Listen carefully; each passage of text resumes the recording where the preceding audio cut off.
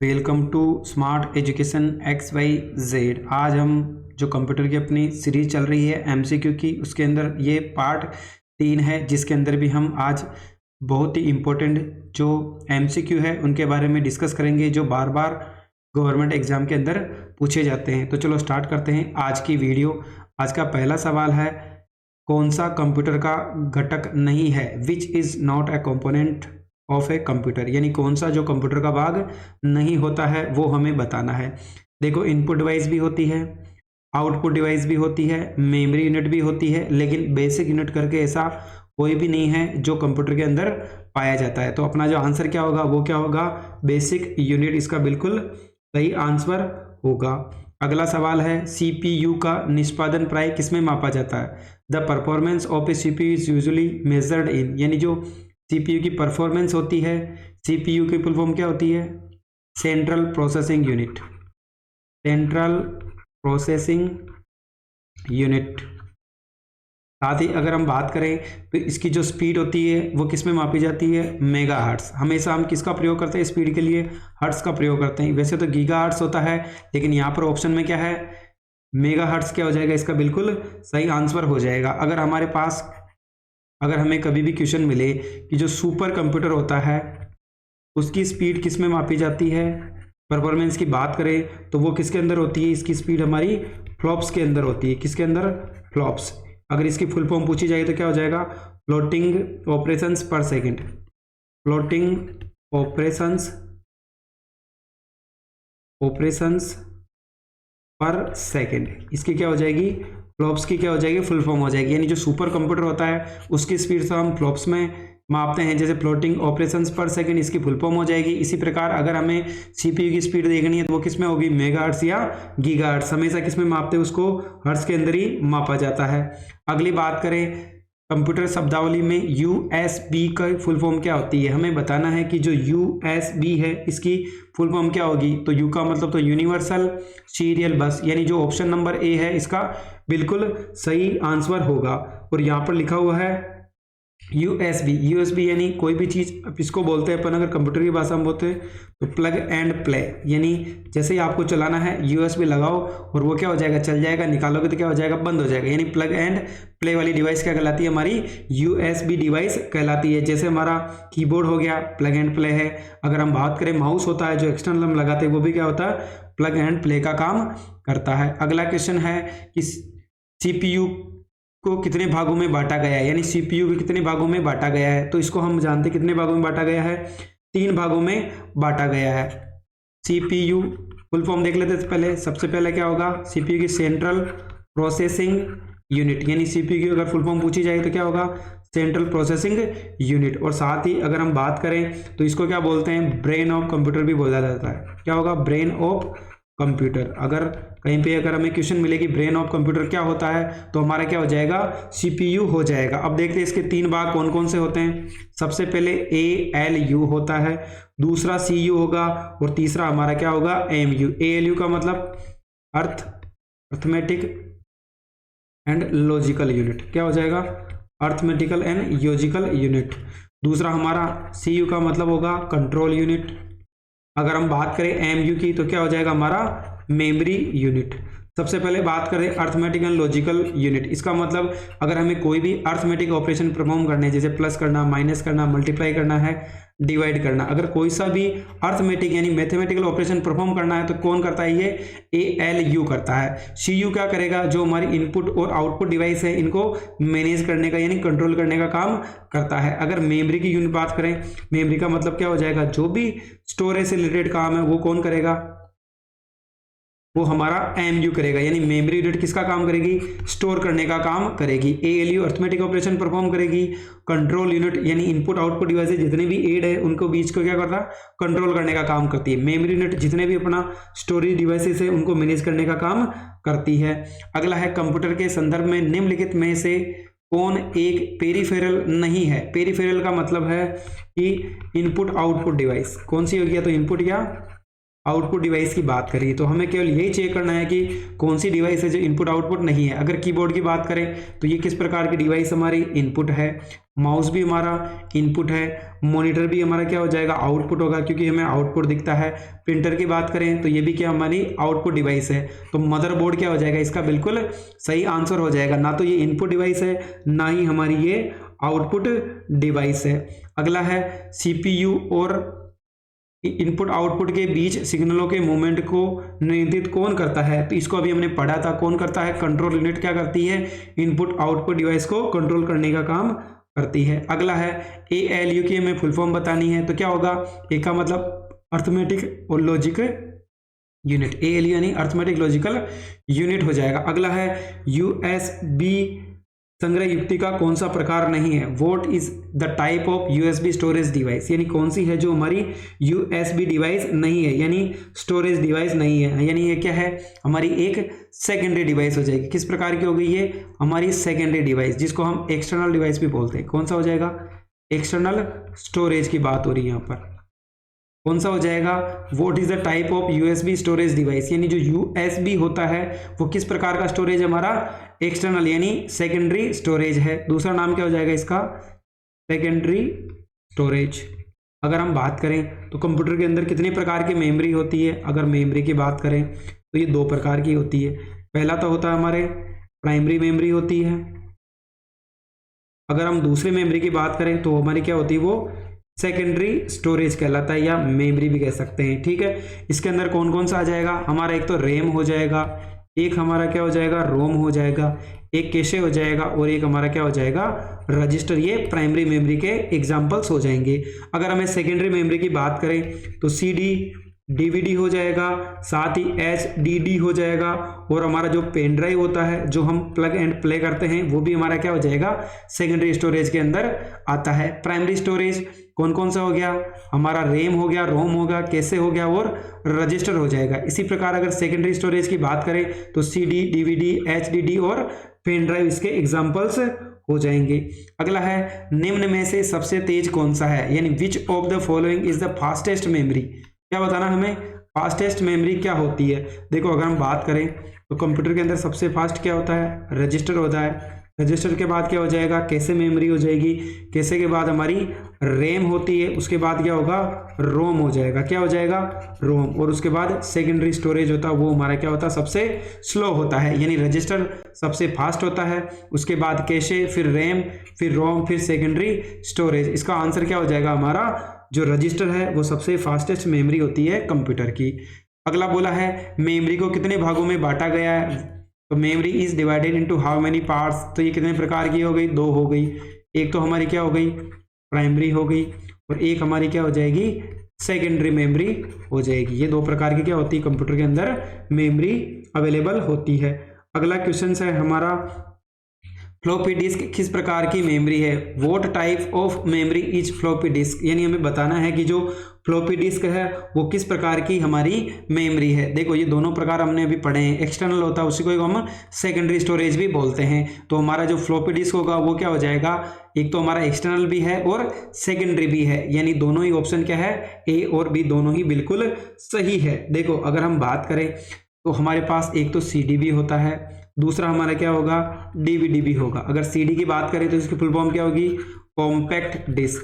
अगर कोई हमें पूछ ले कि CD की फुल फॉर्म क्या होती है तो कॉम्पैक्ट डिस्क होती है। साथ ही ये कितना होता है स्टोरेज, ये हमारा 700 MB का स्टोरेज होता है। DVD का मतलब डिजिटल वर्सेटाइल डिस्क, क्या बोलेंगे इसको, डिजिटल वर्सेटाइल डिस्क के नाम से भी जाना जाता है। साथ ही अगर इसके स्टोरेज की बात करें तो एक तो 4.7 GB होता है, दूसरा हमारा 8.5 GB भी होता है। ये हमारा लेयर 1 हो तब ये वाला होगा, अगर लेयर 2 है तो हमारा क्या हो जाएगा, 8.5 GB हो जाएगा, यानी अगर दोनों तरफ है। अगर हम बात करें कि जो हमारी फ्लॉपी डिस्क है ये 2 टाइप की होती है, एक तो हमारी 5.25 इंच की आती है और एक हमारी 3.5 इंच की भी आती है। अगर इसके स्टोरेज की बात करें तो इसको हम 5/1/4 इंच भी लिख सकते हैं, ऐसे भी बोला जा सकता है। स्टोरेज की बात करें तो 1.2 MB इसकी स्टोरेज होती है। अगर हम इसकी बात करें तो 3.5 इंच हो जाएगी, यानी 3.5 इंच है। इसका स्टोरेज कितना होगा, 1.44 MB होगा। यानी हमारा एक तो CD होता है, एक DVD हो जाएगा, एक हमारा फ्लॉपी डिस्क होता है। CD की बात करें फुल फॉर्म क्या होती है, कॉम्पैक्ट डिस्क होती है। स्टोरेज कितना होता है, 700 MB होता है। DVD की बात करें डिजिटल वर्सेटाइल डिस्क, यानी इसका जो स्टोरेज होता है 4.7 GB होता है, अगर लेयर 1 यानी एक ही तरफ वो भरी हुई है, अगर दोनों तरफ से है तो 8.5 GB होता है। साथ ही ये दोनों बहुत ही इंपॉर्टेंट क्वेश्चंस है क्योंकि बहुत बार पूछा जाता है।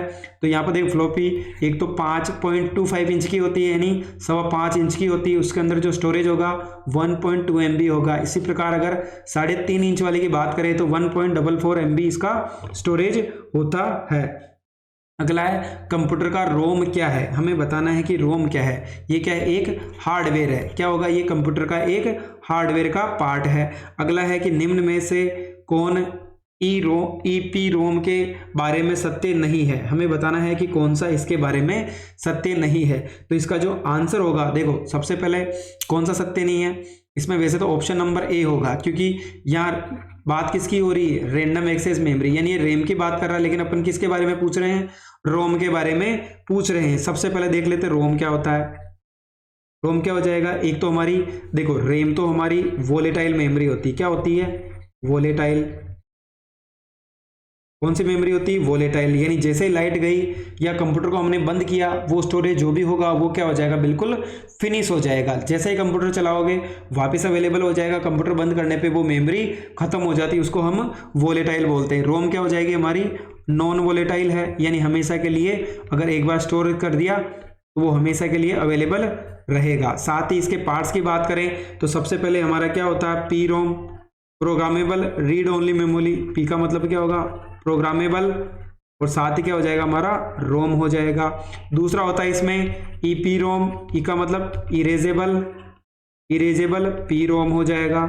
दूसरा अगर हम बात करें EEPROM तो इसको क्या बोलेंगे हम, electrically erasable programmable read only memory. ये कितने प्रकार की हो गई, हमारे 3 प्रकार की हो गई। साथ ही कौन सा स्टोरेज है हमारा, सेकेंडरी स्टोरेज है। कौन सा हो जाएगा बच्चों, सेकेंडरी स्टोरेज हो जाएगा। अब ऑप्शन देखते हैं, erasable programmable read only memory बिल्कुल सही है, नॉन वोलेटाइल होती है बिल्कुल सही है, सीक्वेंशियली एक्सेस मेमोरी यानी सीक्वेंस में डेटा को क्या करती है, एक्सेस करती है, तो ये भी क्या हो जाएगा हमारा बिल्कुल सही ऑप्शन हो जाएगा। अगला क्वेश्चन है क्वेश्चन नंबर 34, जिसके अंदर हमें बोला है निम्न में से किस मेमोरी चिप की गति अधिक तेज होती है, which of the following memory chip fastest speed, यानी किसकी सबसे ज्यादा स्पीड होती है। तो देखो यहाँ पे पहला है there is no certainty, DROM, SROM, DROM बड़े चिप्स के लिए अधिक तेज है, और अगला ऑप्शन हो जाएगा नोट। तो जो ऑप्शन नंबर D है बिल्कुल सही आंसर होगा। अगर हम बात करें रैम की तो ये क्या होगा, random access memory, random access memory, ठीक है। साथ ही अगर हम बात करें तो ये कितने प्रकार की होती है, एक तो SRAM होती है और एक हमारी क्या होती है, DRAM होती है। SRAM यानी स्टैटिक, क्या हो जाएगा, स्टैटिक रीड ओनली मेमोरी, और ये हमारी क्या हो जाएगी, डायनेमिक रीड ओनली मेमोरी होती है। इसके अंदर हमें क्या करना पड़ता है, डेटा को बार बार रिफ्रेश करना पड़ता है। जैसे अभी सबसे ज्यादा कंप्यूटर में जो रैम आती है वो DDR3 की मिलेगी, आजकल DDR4 भी अवेलेबल है, लेकिन अभी कौन सा चल रहा है, DDR3 और DDR4, यानी ये क्या होती है, हमारी डायनेमिक मेमोरी होती है जो सबसे फास्टेस्ट होती है। अगला है रैम की बात करें तो फुल फॉर्म क्या हो जाएगी, रैंडम एक्सेस मेमोरी, यानी जो ऑप्शन नंबर C है इसका बिल्कुल सही आंसर होगा। अगला बोला है हमें कि रैम वोलेटाइल मेमोरी है, क्योंकि वोलेटाइल क्यों है, देखो अगर इसके आंसर की बात करें तो ऑप्शन नंबर C होगा, it needs continuous power supply to retain the data, यानी रैम क्या करती है, जब उसको मतलब अपन क्या करेंगे, ओपन है यानी उसको जब तक की पावर सप्लाई मिलेगी तब तक ही वो क्या रहेगी, अवेलेबल रहेगी। जैसे ही आप उसको क्या करोगे, बंद कर दोगे लाइट को, तो जैसे ही कंप्यूटर बंद होगा वो मेमोरी क्या हो जाएगी, फिनिश हो जाएगी। इसका मतलब जो हमारी रैम होती है इसको हम क्या बोलते हैं, वोलेटाइल मेमोरी बोला जाता है। क्यों बोला जाता है, जैसे ही लाइट गई वो मेमोरी क्या हो जाती है, खत्म हो जाती है। लेकिन जो हमारी रोम होती है, रीड ओनली मेमोरी, ये क्या होती है, कभी भी खत्म नहीं होती, रीड ओनली मेमोरी, ये कभी भी अगर लाइट चली गई तो भी डेटा क्या रहेगा, परमानेंटली हमारे पास सेव रहता है। अगला है कंप्यूटर शब्दकोश में CD अक्षरों का प्रयोग किसके लिए किया जाता है, what are the letters CD used और इन कंप्यूटर डिक्शनरी, तो इसको क्या बोलते हैं, CD यानी कॉम्पैक्ट डिस्क हो जाएगी, जिसका स्टोरेज कितना होता है हमारा 700 MB होता है, 1 GB भी नहीं होता है। अगले की बात करें तो VDA विस्तारित रूप है, हमें बताना है कि the expanded form of VDA visual desktop access क्या हो जाएगा, VDA का वर्चुअल डेस्कटॉप एक्सेस क्या हो जाएगा, वर्चुअल डेस्कटॉप एक्सेस। अगला है हमें बोला है 3.5 इंच की फ्लॉपी ड्राइव किस प्रकार की डिवाइस है, vote type of device is a 3.5 inch floppy disk. तो अभी हमने देखा था ये क्या थी, एक स्टोरेज डिवाइस होती है। साथ ही अगली बात करें हम,